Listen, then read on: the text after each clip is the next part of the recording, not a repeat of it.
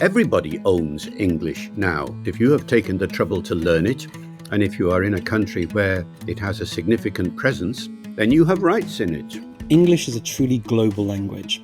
Over the many years, different variations have cropped up all around the world.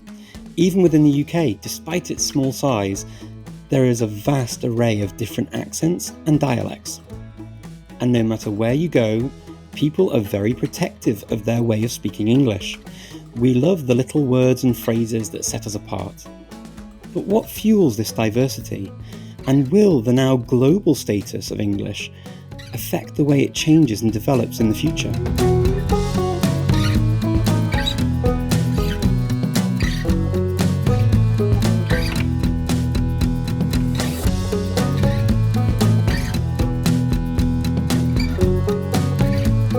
Welcome to the Language Podcast. I'm Richard Simcott. In this podcast, we explore the ins and outs of what makes us uniquely human, language. This first season is all about the evolution of English. Now, today's guest is a bit of a legend in the field of language, and is perfectly poised to give us a glimpse into the current status of English and how it'll be reshaped in the future. David Crystal is a writer, editor, lecturer, and broadcaster who has written over 100 books on the English language. He is the patron of a number of English language associations, has received an OBE for services to the English language, and he is also an honorary professor at Bangor University. Interestingly, he and I both have a lot in common in terms of our origins. We both grew up in areas where we had many diverse regional accents and dialects spoken, particularly the Scouse of Liverpool and also the Welsh influence from our childhoods. So, how did all these variations of English help shape David's interest in language? Oh, they were there right from the very beginning, undoubtedly. You see, I grew up in Holyhead, which people don't know it. It's right in the northwest corner of Wales. It's the ferry port for Dublin. And I grew up in a monolingual household, but out on the streets there were these strange languages. There was Welsh, of course, but there was also Gaelic. Irish Gaelic was spoken in the town. A very large number of Irish Catholics came in when they were building building the railway from Liverpool and so on, from England to Holyhead. And so my mum told me that when I was about 3, I came into the house and said, "Why can't I understand those people out there?" And she said, "Well, it's because they're speaking Welsh, you see, darling." And so I said, "Why can't I speak Welsh?" Apparently, this is all what I was told, because I don't remember it. And she said, "Well, because I don't speak Welsh." So I said, "But I want to speak Welsh. I want to understand what they're saying." So she said, "Go and ask Uncle Joe." Well, Uncle Joe lived down the road and he was a Welsh speaker. So I went to ask Uncle Joe and he started to teach me. And I found this absolutely fascinating. And then when I went to primary school in Holyhead, of course, it was being taught around the room. You know, all the window and the door and things like that had an English name and a Welsh name. So I gradually learnt that there was this amazing language. And that was the first one. And then the second one was when I was brought up Catholic and I went to the local Catholic church and began to be an altar server and then had to learn Latin. I began to realize that there were all these languages in the world, in other words. And then at age 10, as you mentioned, I went to live in Liverpool. And that was a big change because as soon as I got there and joined, this was age 10, into the last year of primary school, and all the local Liverpool lads, who's this guy? Who's this Taffy? Who's this chap from Wales? You don't speak like that here. You speak like us. And so I had to change my accent within weeks, within days, actually. Otherwise, I would not have been welcome. All of these factors came together to produce a very genuine interest in languages, accents, and dialects. Wow. Yeah, I mean, that really resonates with me as well. The sort of the varieties in that part of the UK are actually quite inspiring, and it gives you a lot of sounds as well, doesn't it? With when you're trying to make them and reproduce them later, and you're looking at other languages and dialects around the world. It's extraordinary. The dialect and accent diversity in the British Isles is quite remarkable as far as English is concerned. No other country in the world has anything quite like it. For all sorts of historical reasons. You know, when Ben and I were doing a book some years ago on accents, and also when I was doing a television program on the accents of English in Wales, it was quite evident that there was a noticeable accent shift on average every 25 miles as you go around, you know, England and Wales and so on. I say on average because obviously there are areas where there's nobody speaking at all, in the mountains in the middle of Wales, for instance. And there are other areas where in a city, the accent shift might be quite closer. But 25 miles, I mean, that's amazing, really. There's nothing like that in the United States, in Canada, Australia, and so on. I mean, you've written a lot about, the English language and its origins and all the varieties. Are there any conclusions you've reached, from your research over the many, many decades? I think there are two big forces that drive language always. One is the need for intelligibility. We have to understand each other. And so that fosters the development of a standard language of some sort and a standard accent too, even though there may be variations in it. But, you know, the international accent of English and the international dialect of English is, for many people, British English or American English, and there aren't too many differences between the two. But the other big force that drives a language is the need to express identity. And that is the fascinating thing, because identity is the thing that people get very upset about, angry about, go on hunger marches to protect, and all this sort of thing. Two forces are there inside everybody, and it's a balancing act very often. Most people, therefore, end up being, as it were, bilingual in their own language or bidialectal, to take the Hmm. technical term. So I myself, as you, I guess, have standard English, which we're using to each other now. Our accents are a bit different, but not dramatically so. But if I go out into the streets here in Holyhead these days, I will switch and talk to some local people. I will switch into a kind of Anglo-Welshy sort of thing with lots of Hmm. Welsh words introduced into the speech, and definitely a stronger Welsh accent than the one that's lurking at the background of what I'm doing now. Though the Hmm. dominant accent that you're hearing now, of course, is the accent from Liverpool and around. So the conclusion is that these two forces interact with each other in fascinating ways. The intelligibility force is for the head, as it were, the identity force is for the heart. And it's this balance between the two, or sometimes this conflict between the two, that drives the character of English around the world. And it's now no longer, of course, just a matter of local, national, within Britain accents and dialects. We're now talking internationally, aren't we, with all the global varieties of English that now exist, where exactly the same forces operate there. Wherever you are in the English speaking world, there's the need to be intelligible and learn a standard language, and yet you still want to have your local American, New Zealand, South African, India, Singapore, wherever we are, kind of English.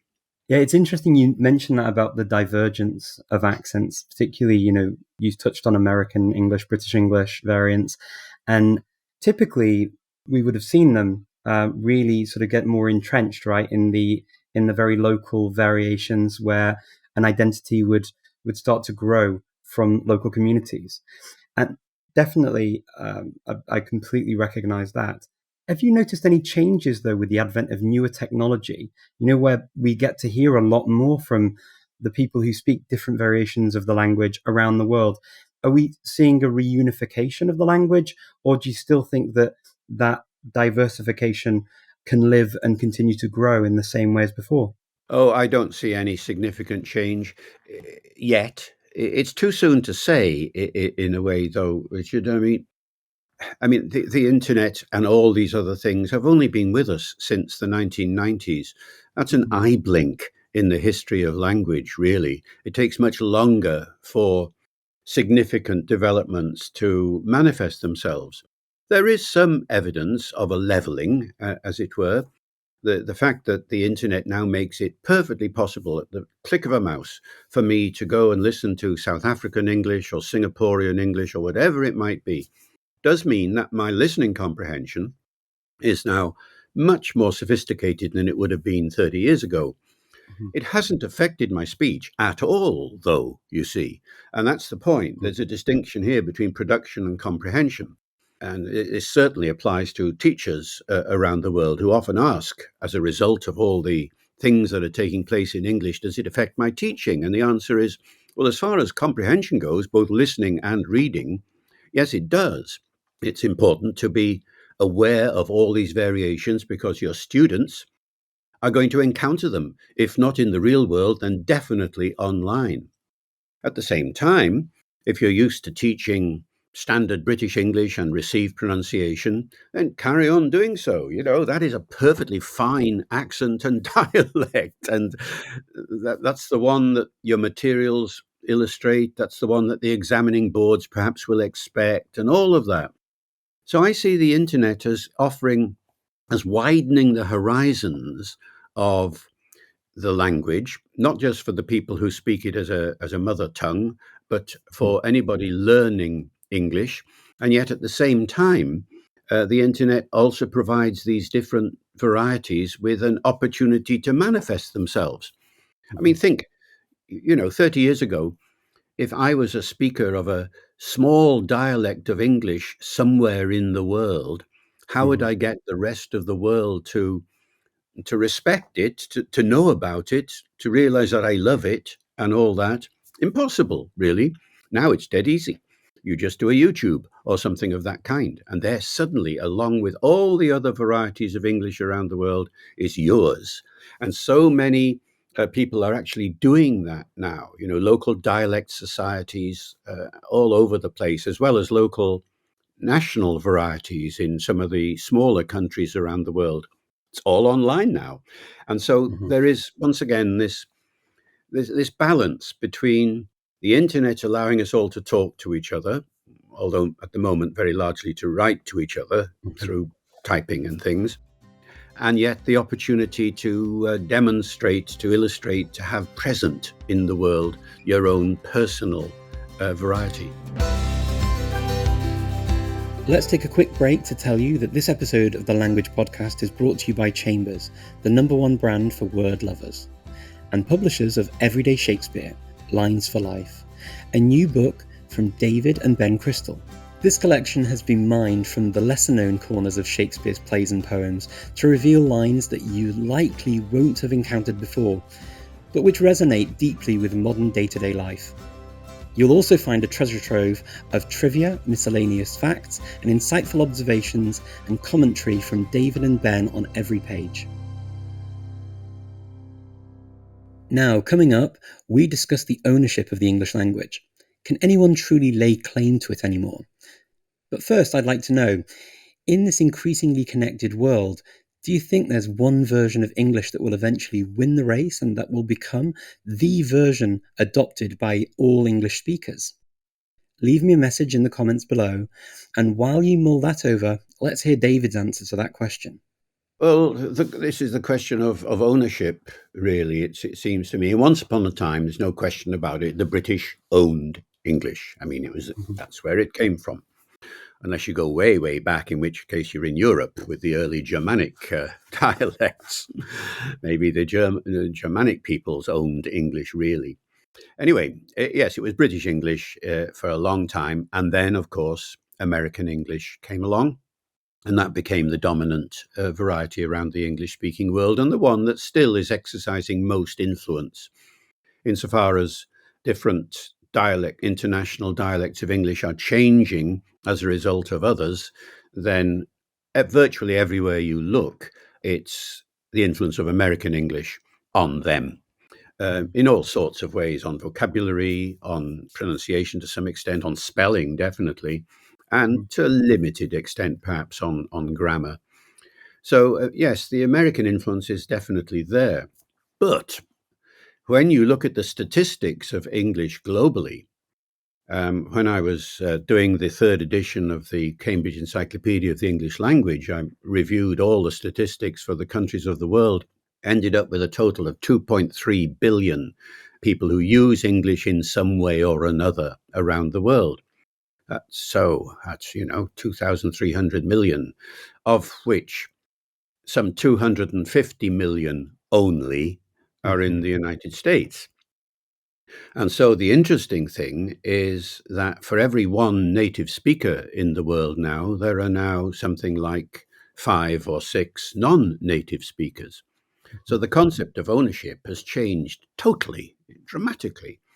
Everybody owns English now, in other words. If you have taken the trouble to learn it, and if you are in a country where it has a significant presence, either as a second language or just as a foreign language, then you have rights in it. And it's no longer the case that a historical owner, as it were, can say to you, no, you shouldn't be using the language in that way. I know that was for a long time has been the tradition. Oh dear, these people, they're not speaking English correctly. No, I think that we're well past that stage now. And when you now look at the big population centers for English around the world and ask, are these going to influence the future of the language? I think one has to say yes in some way Mhm. in due course. So, what are we thinking? I'm thinking India, where there are more Yeah. people speaking English now than in the entire native speaking populations of the world. China cannot be very far behind. So, although at the moment American English is the dominant force for cultural Mhm. reasons, through films and television and all the rest of it, I'm not sure that that's going to be a very long term influence. And I wouldn't be at all surprised if in 100 years' time we're finding the language demonstrating significant characteristics that have come in from these second language nations that are now using the language so much. Yeah, I mean, it is interesting to see how the sort of the tide turns with languages over the years. Certainly noticed that just in my lifetime as well, from grandparents who didn't really understand Americans when they spoke because they didn't have the same level of, I guess, exposure to those variants. To Yeah. nowadays, listening to my daughter and mixing in American English, and then even possibly other types of English as well from friends. So it is really really interesting. And on the Isles, actually, as I was growing up, we were really encouraged to speak more of an RP English. We even had elocution lessons at school, and you may have had those as well, or remember people having them to speak proper English. Yeah, I It had was these always too. yeah, and it was always the language that you heard on you would hear on TV, the news in the UK. You would hear this sort of typical BBC type accent, and nowadays, we hear a few more regional accents, although fairly neutral regional accents. We do hear more of those.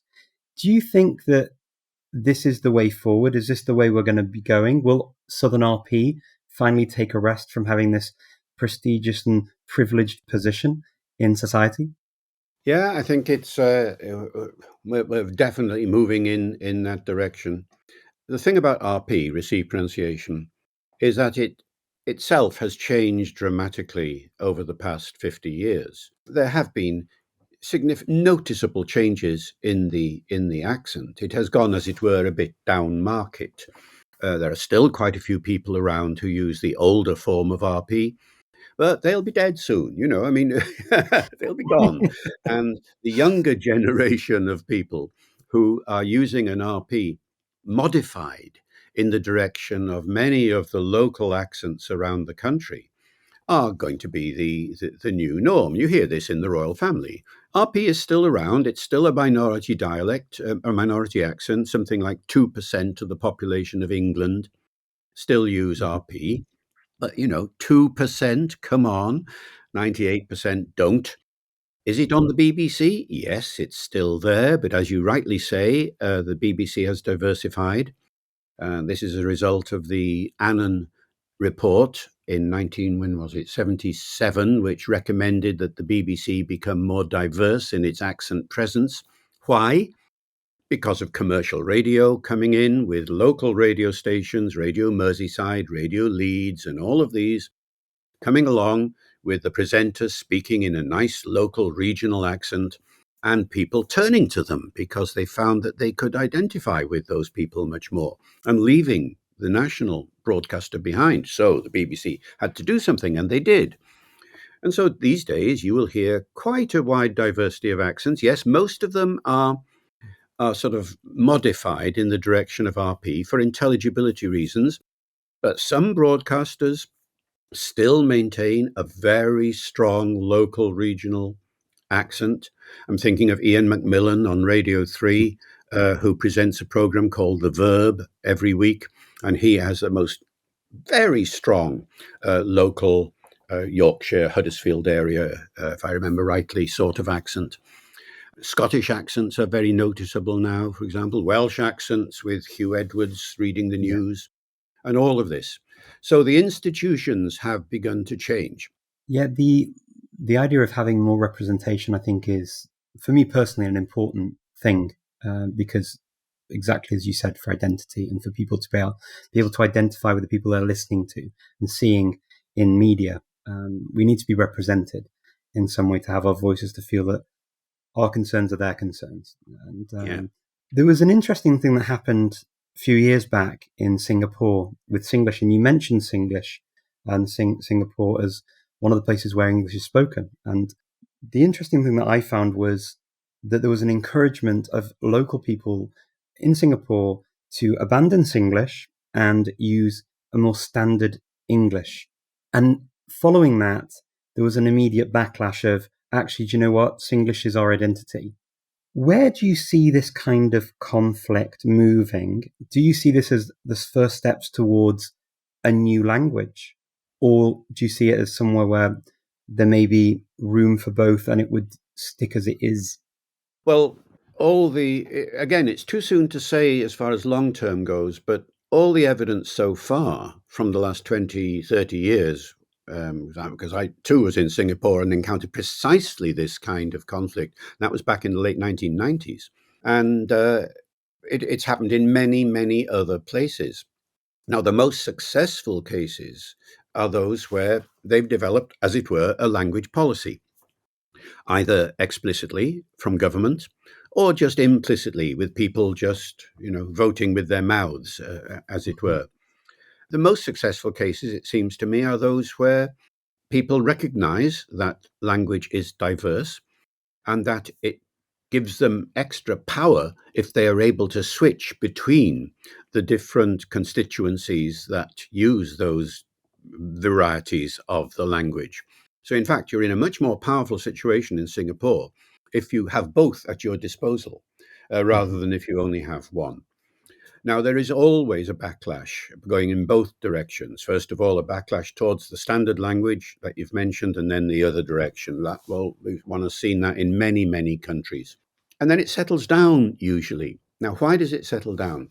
Because institutions recognize the realities that are out there and incorporate the differences into their being in a positive kind of way. Now, what sort of institutions? I'm not just talking about things like broadcasters, I'm talking primarily about literature, novels, poems, plays, short stories, all of the range of literature. When you go to the English speaking parts of the world now, which have been using English for some time, what you see is the burgeoning of a huge local literature. You see it in Singapore with the proverse competitions and things like that. You see it in India. You see it everywhere, really. The West African novel, the Caribbean poetry. And as these writers begin to use the local varieties of the language in a creative, ingenious way, so prestige comes to the variety of the language that once upon a time would have been dismissed as simply gutter talk, you see. Mhm. And so the fact that there's so much literature in Singlish now actually has raised Singlish into a status that it never used to have, but one which reduces the conflict. It's no longer so bad, as it were, in the Mhm. eyes of many educated people in that country, as perhaps the previous generation might have felt. And I see this everywhere now, and I think it's a very, very positive sign. I mean, and I know you've mentioned that it's very difficult to predict things. So I'm going to be a little bit naughty and and ask you to make a prediction. How do you see the future of English on a world stage? I mean, do you think that it will continue to evolve into something we can predict, or do you think even it could be replaced by another global lingua franca? Oh, absolutely. No reason why not. No lingua franca has lasted for more than 1,000 years or so. You know, English has actually done very well. Nicholas Ostler, in his book Empires of the World, talks about the global languages of 3,000 years ago, 4,000 years ago, 2,000 years ago, Latin in the last 1,000 years, French, of course, a few hundred years ago, all languages that were going to become international and global and all the rest of it. English is now the holder of that title for a Mhm, mixture of political, technological, economic, and cultural reasons. But forever, well, as it's never happened before, and in 1,000 years' time, well, who knows what might have happened? They might have landed by then, and we're all going to be speaking Martian or something. In other words, the future of a language depends not on itself, but on the political, economic, technological, and cultural factors that motivate it. And so, your question about the future of English is actually a question about a prediction about the future of society, the future mhm, of the world. So, one can easily imagine alternative scenarios where, for all these reasons, political and economic in particular, we have a world where, for instance, Chinese becomes the dominant language. And everybody feels they have to learn Chinese, otherwise, they're going to miss out. Or mhm, in another scenario, Arabic becomes the dominant language. In a third scenario, Spanish does. Spanish is mhm, actually a hugely important language in the Americas. Well, maybe that could go in a new direction. So we have all these scenarios. But the fact of the matter is that at the moment, there is no sign of any mhm, of these alternative scenarios becoming significant. Go to China, they're all learning English still. Same in South mhm. America, same in the Arabic speaking countries. The figures are interesting. You remember I said 2.3 billion speaking Yeah. English around the world now, or using English in some way. When I say speaking, I mean listening, speaking, reading, or writing. Well, that's an interesting figure because when I did the second edition, well, let me give you the Mhm, three figures. First edition of that encyclopedia, 1997, there were 1.5 billion. Second edition in 2003, there were 2 billion. Third edition in 2019, 2.3 billion. Now, if you wow. do the mathematics, you can see that the scale of increase between the first and second edition, which was really quite rapid, 500 million in 6 years, has flattened, only zero point 0.3 billion in 15 years. Mhm, So the number of people who are learning English around the world seems to be not as many as there used to be. Why? I don't know. Maybe there is a limit to the number of people who need an international language of that kind. Maybe technology in the form of machine translation and so on is making it less necessary to learn another language. There could be all sorts of reasons. So there is a certain flattening, but still an increase. So I think we're not talking about alternative scenarios for the foreseeable future. thank you for those. That was great insight, really, into your thoughts. I really appreciate it. What's something that you know that always surprises people when you speak on this topic, particularly about English? I suppose the inevitability of language change.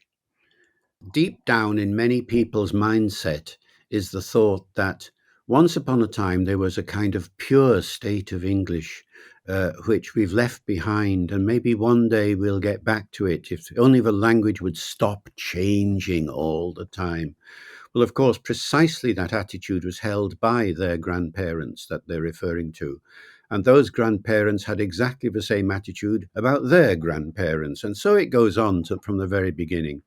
Everybody thinks there was a golden age and that change is for the worse. Now, when you point out that change is inevitable, and actually without change, there couldn't have been a Shakespeare and all the rest of it, uh, then that, I think, is what surprises people more than anything else. And what piece of information do you most enjoy sharing about this topic? Oh, etymology, without a Hmm. doubt, the historical dimension. This is the thing that fascinates people more than anything else. Where do words come from? How did people speak in the olden days? And when you start talking about the meaning of individual words, the meaning of place names, the meaning of personal names, your Christian name, your first name, your surname, and then the big change that happened to me in 2004 when Shakespeare's Globe asked me to reconstruct Shakespeare's original pronunciation so that they could put some plays on in the accent that Shakespeare and his colleagues must have used. That produced an absolutely fascinated response, to the extent that this original pronunciation, or OP movement, has now become a movement, with people all over the world putting on plays in earlier stages of, and not just for Shakespeare, of course, but for other Yeah. periods in the history of the language as well. So definitely the historical perspective. What do you think is one key thing that everyone should know about what we've discussed today? Tolerance, I suppose. Tolerance and acceptance of diversity and change. And I believe that that recommendation for language ties in perfectly with the overall way in which society seems to be moving at the moment, with a genuine recognition that societies are diverse, that one should respect the different elements in society. We're talking now about, racism and sexism and all the other things that are out there in the social world. There is a linguistic parallel to all of this. Hmm. And I think that notion of tolerance is one that has motivated a great deal of interest in language, in these new varieties of language, in the study of language. There's a huge amount of research into this these days. And dialects and accents and languages that previously might have been dismissed for some reason or other are now being given really serious attention. So I think I recognize that growing spirit of tolerance and certainly applaud it. Wow, what a beautiful way to wrap up this episode. Thank you so much for joining us today, David. I really appreciate it. Well, it's been a delight. Thanks for the opportunity, Richard, and good luck with the next. And I sincerely hope this series is helping to build on David's message of tolerance. Thanks for listening to The Language Podcast. I'm Richard Simcott. Remember to let me know in the comments below what you think, which, if any, version of English will become dominant in the future. And if you're enjoying this podcast, please give us a like and hit that subscribe button. If you enjoyed listening to David, then he has loads of books to choose from, over 100, so take your pick. To bring a little Shakespearean delight into each day, be sure to check out his latest, Everyday Shakespeare, Lines for Life. These simple lines encapsulate the wondrous complexity of life and the enduring appeal of the bard, perhaps the world's most famous speaker of English. This is the last conversation in our Evolution of English series. Let us know which conversation you've enjoyed the most and which topics you'd like to hear more about. In a few months, we'll be returning with a brand new series of the Language Podcast. But until then, share the podcast with your family and friends, or head back to episode 1 and give it all another listen.